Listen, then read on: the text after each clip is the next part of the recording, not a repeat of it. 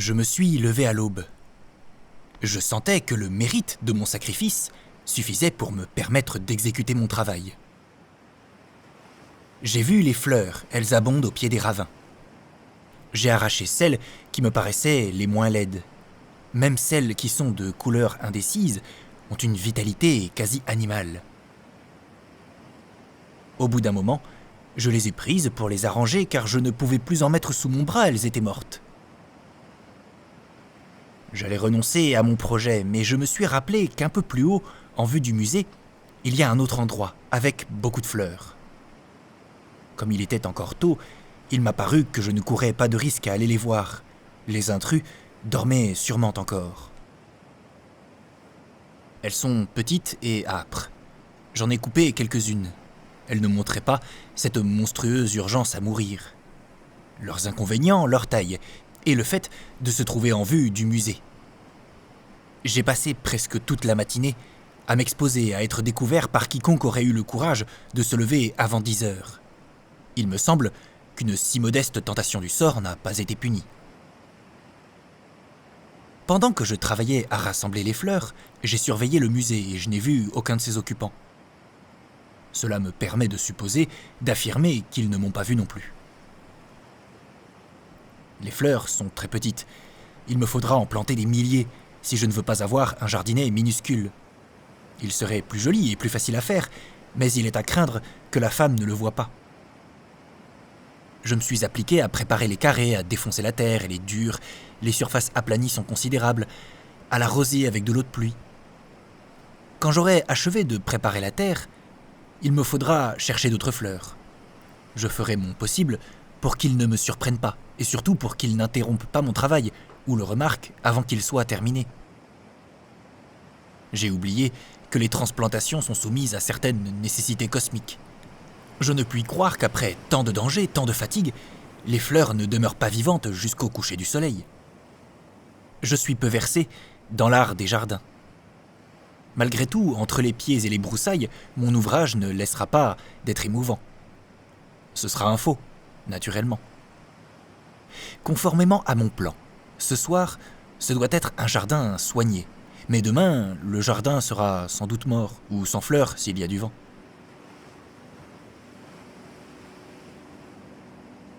J'ai quelque peu honte à décrire le projet que j'ai dessiné. Une femme immense, assise, contemple le couchant, les mains jointes autour d'un genou. Un homme tout petit, fait de feuilles, est agenouillé en face de la femme. Sous ce personnage, je mettrai le mot « moi » entre parenthèses. Et il y aura cette inscription. Sublime, non pas lointaine et mystérieuse, avec le silence vivant de la rose.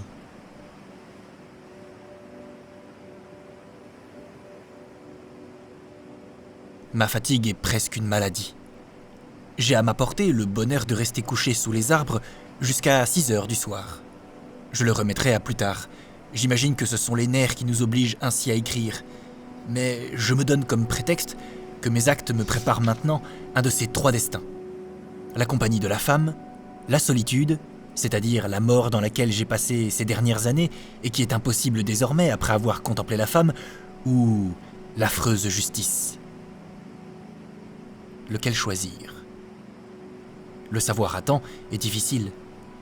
Cependant, la rédaction et la lecture de ce journal peuvent m'aider dans cette prévision si utile. Peut-être me permettront-elles aussi d'aider à préparer l'avenir le plus favorable.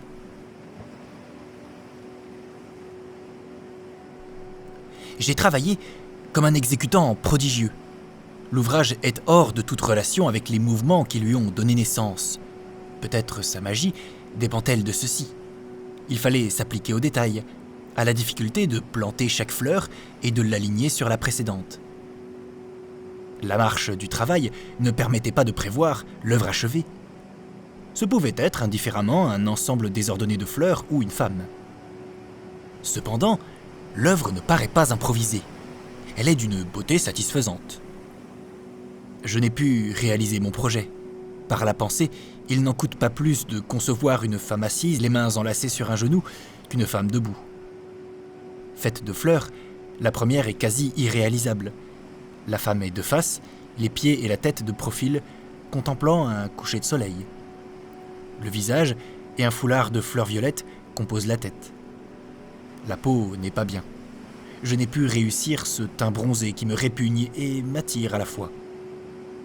La robe est de fleurs bleues bordées de blanc. Le soleil est fait de ces étranges tournesols que l'on trouve ici. La mer est des mêmes fleurs que la robe. Je me présente de profil, agenouillé. Je suis tout petit, un tiers de la taille de la femme et de couleur verte, fait de feuilles. J'ai modifié l'inscription.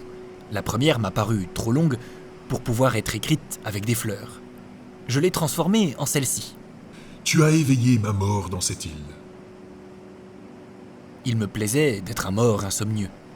À cause de ce plaisir, j'ai failli manquer à la courtoisie. La phrase pouvait contenir un reproche implicite. Pourtant, je ne me résignais pas à la rejeter. Je crois que j'étais aveuglé par la complaisance à me présenter comme un ex-mort, l'idée littéraire ou précieuse que ma mort était impossible aux côtés de cette femme. Les variantes, dans leur monotonie, atteignaient à une aberration presque monstrueuse. D'un mort en cette île, tu as détruit le sommeil. Ou bien, Je ne suis pas mort, je suis amoureux. j'ai renoncé. Les fleurs disent le timide hommage d'un amour.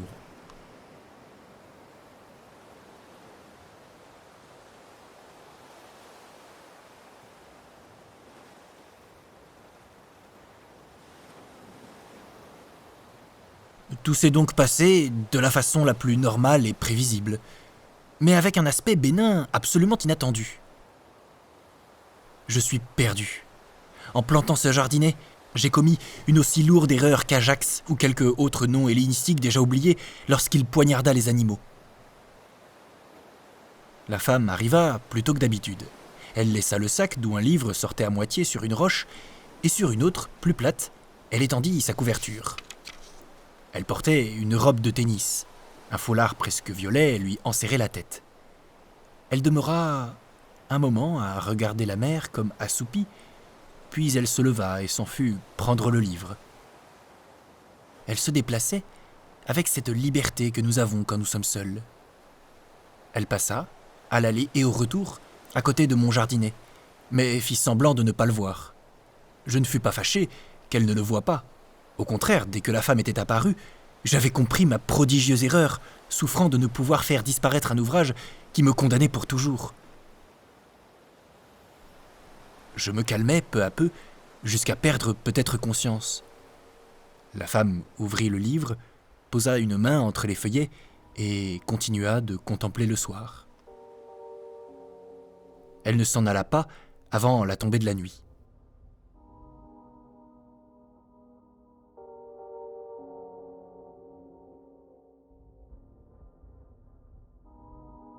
À présent, je me console, en réfléchissant à ma condamnation. Est-elle juste ou non ? Que dois-je en espérer après lui avoir dédié ce jardinet de mauvais goût ? Je crois, en toute équanimité, que l'ouvrage ne devrait pas me perdre, puisque je puis le critiquer. Au regard d'un être omniscient, je ne suis pas l'homme que ce jardin fait craindre, et pourtant je l'ai créé.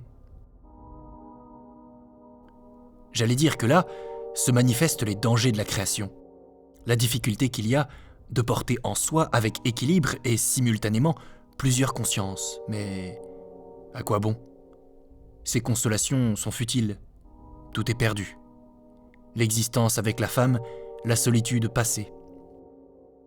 Désemparé, je m'obstine dans ce monologue qui, dès maintenant, est injustifiable.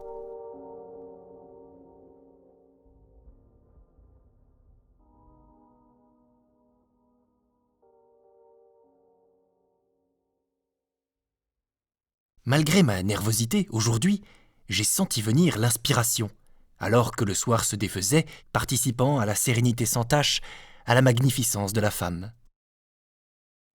Ce bien-être est revenu me gagner pendant la nuit. J'ai rêvé de ce bordel de femmes aveugles que j'ai visité à Calcutta avec Ombrellieri. Elle apparut, et à mesure le bordel se convertissait en un riche palais florentin couvert de stucs. Et moi, confusément, je m'exclamais que c'est romantique, pleurant de félicité poétique et de superbe. Mais je me réveillais à plusieurs reprises, pris à la gorge par mon indignité au regard de la stricte délicatesse de la femme. Je n'oublierai pas, elle a dominé le déplaisir que lui produisait mon affreux jardinet et, pieusement, elle a feint de ne pas le voir. J'étais agité aussi dans mon sommeil, par les sons de Valencia et de T42 qu'un phonographe sans mesure répéta jusqu'au lever du soleil.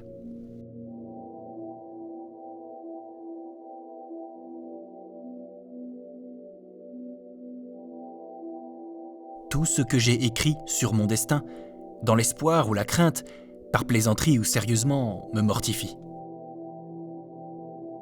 J'éprouve un sentiment désagréable. Il me semble que je connaissais depuis longtemps la funeste portée de mes actes et que j'ai insisté avec frivolité et obstination. C'est une conduite que j'aurais pu tenir en rêve, dans la folie. Aujourd'hui, pendant ma sieste, j'ai fait ce rêve qui me paraît un symbole et une prémonition. Je jouais une partie de croquet, lorsque j'ai su tout à coup que l'action de mon jeu était en train de tuer un homme. Puis l'homme, c'était moi, irrémissiblement. Et voici que mon cauchemar continue. Mon échec est définitif et je me mets à raconter des rêves. Je veux me réveiller et je rencontre cette résistance qui empêche de sortir des rêves les plus atroces.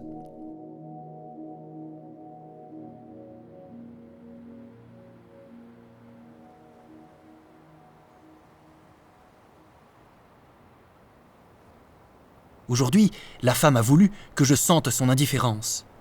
Elle y a réussi. Mais sa tactique est inhumaine.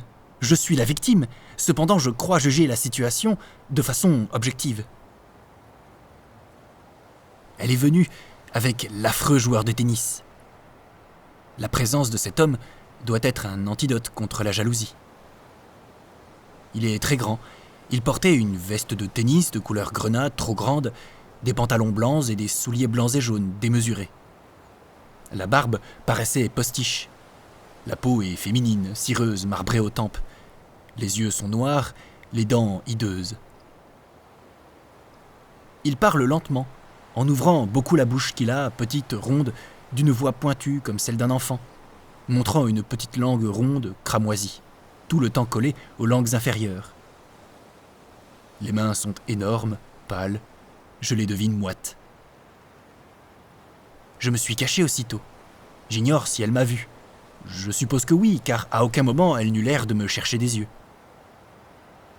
Je suis sûr que l'homme ne prit pas garde, du moins tout de suite, au jardinet.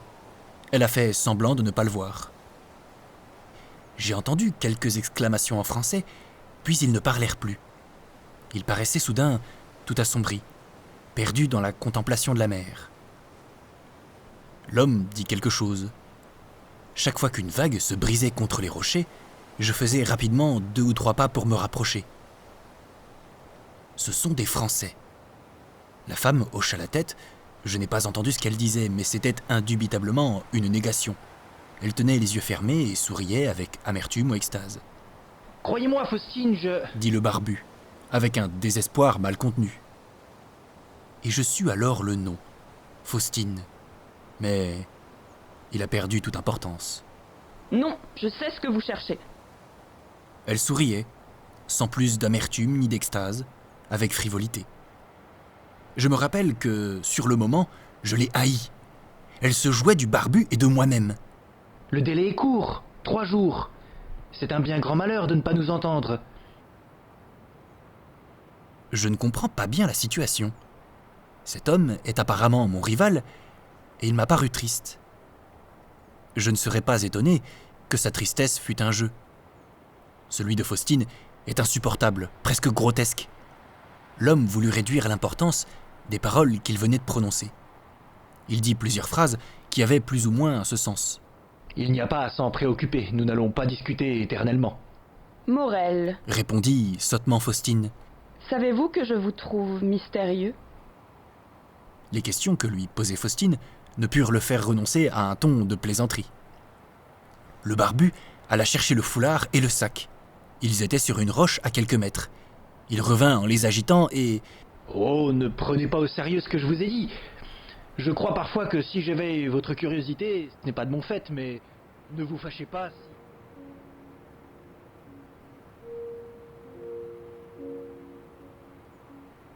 À l'aller et au retour, il piétina mon pauvre jardinet. J'ignore si ce fut consciemment ou avec une inconscience irritante. Faustine l'a vu. Je jure qu'elle l'a vu. Et elle n'a rien fait pour m'éviter cet affront. Elle a continué à interroger l'homme, presque offerte de curiosité. Son attitude me paraît ignoble. J'en conviens, ce jardinet est de mauvais goût. Pourquoi le faire piétiner par un barbu ? Ne suis-je pas déjà assez piétiné moi-même ? Mais que peut-on attendre de gens de cette sorte ? Leur type, à tous deux, correspond à l'idéal recherché de tout temps par les fabricants en grande série de cartes postales obscènes. Ils assortissent un pâle barbu et une immense gitane aux yeux énormes. C'est à croire que je les ai déjà vus à Caracas, dans les meilleures collections du Portico Amarillo. Toutefois, je puis me demander, que faut-il penser ? Certainement, c'est une femme abominable, mais que cherche-t-elle ? Peut-être joue-t-elle à la fois avec moi et avec le barbu, mais il est possible aussi que le barbu ne soit qu'un instrument pour se jouer de moi. Le faire souffrir lui importe peu. L'attention qu'elle prête à Morel n'est peut-être rien de plus qu'une exagération de sa façon de ne pas me voir, et un signe que cette feinte atteint à la fois à son paroxysme et à sa fin. Mais si ce n'était pas cela, il y a si longtemps qu'elle ne me voit pas. Je crois que si cela continue, je vais la tuer ou devenir fou. Par moments, je me demande si l'extraordinaire insalubrité de la partie sud de cette île ne m'a pas rendu invisible. Ce serait un avantage. Je pourrais enlever Faustine impunément.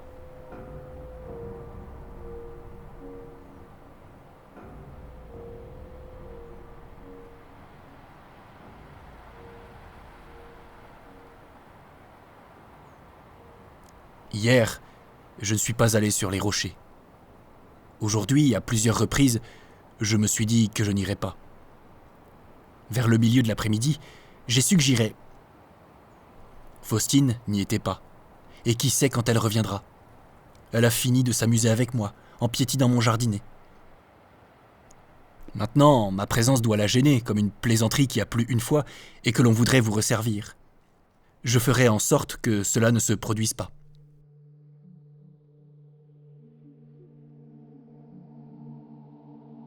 En parcourant les rochers, j'étais comme un fou. C'est ma faute, me disais-je, si Faustine ne se montrait pas. Je me suis trop acharné à lui manquer de respect. J'ai gravi la colline. En débouchant de derrière un massif, je me suis trouvé nez à nez avec 2 hommes et une femme. Je m'arrêtais, la respiration coupée. Entre nous, il n'y avait rien, 5 mètres d'espace vide et crépusculaire. Les hommes me tournaient le dos. La femme était de face, assise me regardant. Je la vis sursauter. Brusquement, elle se retourna, les yeux dirigés vers le musée. Je me cachais derrière des buissons. Elle dit, d'une voix gaie, Ce n'est pas une heure pour les histoires de revenants. Rentrons. J'ignore toutefois s'il se racontait effectivement des histoires de revenants ou si les revenants intervinrent dans la phrase pour annoncer qu'il s'était passé quelque chose d'étrange, mon apparition. Ils s'en allèrent. Un homme et une femme se promenaient non loin de là. J'eus peur qu'ils ne me surprennent. Le couple se rapprocha. J'entendis une voix bien connue. Aujourd'hui, je ne suis pas allée voir la... Mon cœur battit très fort. Il me semblait que cette phrase se rapportait à moi. Est-ce que tu le regrettes beaucoup ? Je ne sais ce qu'a répondu Faustine. Le barbu avait fait des progrès. Il se tutoyait.